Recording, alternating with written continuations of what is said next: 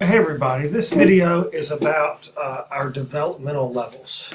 So it's really important that your lesson plans are developed for the right students. So we have, you can see on the screen here, we have three different developmental levels. Developmental level 1, 2, and 3. These correspond to the grades. So developmental level 1 students are kindergarten through 2nd grade, and it's ages 5 through 7. Developmental level 2 is 3rd through 4th grade, which is ages 8 and 9. And developmental level 3 is 5th and 6th grade, and that's ages 10 and 11. It's really important that our activities fit the proper level for our students. So if I were to do level 3 activities with level 1 students, it wouldn't work out very well. Those students would get very frustrated.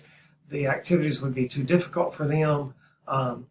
And those activities require the students to exhibit behaviors that you're not going to get from kindergarten through 2nd graders. There's more teamwork involved, it's a higher skill level, and it would be a real struggle. The opposite is true if you use developmental level 1 activities with developmental level 3 students. If you were to take activities designed for 5-year-olds and do them with 11-year-olds, those activities would be way too easy for those students, and those students would be bored. So it's important that you match the appropriate level with the grades and the ages of the students. So this is something that you need to memorize. This will be on your test, it'll be on the quiz, but you need to make sure that you have these levels memorized. The chart's really simple to do. The next slide will explain in a little bit more detail the qualities of these students. Let me make it bigger for you. So level 1 is kindergarten through 2nd grade.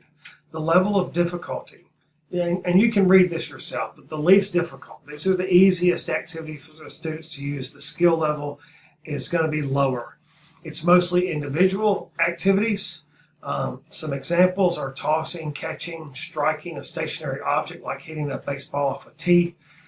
Games incorporating basic locomotor skills, just basic skills like running and jumping.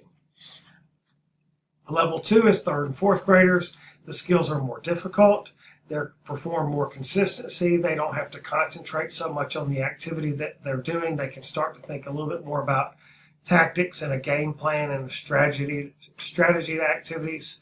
You're going to do more small group stuff. You're going to start to introduce the team concepts. They're more specialized skills, more speed, different sizes of objects. And then level 3 is 5th and 6th graders. These are more advanced skills, specialized skills like juggling. 5th and 6th graders can start to learn to juggle.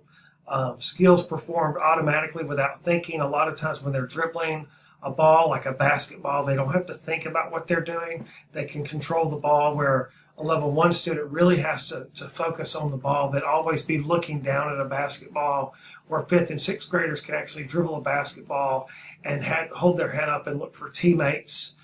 So it's a different level of skill. You're starting to focus more on playing with others and using the skills in a cooperative environment like teams. More sport skills are used, more playing sports and playing games are used. They're less focused on movement concepts and more focused on manipulative activities like sports. That's a big part of it. So those are the different developmental levels that you'll be using with your students. It's really important that things are matched up appropriately to get the proper effort from each one of your students.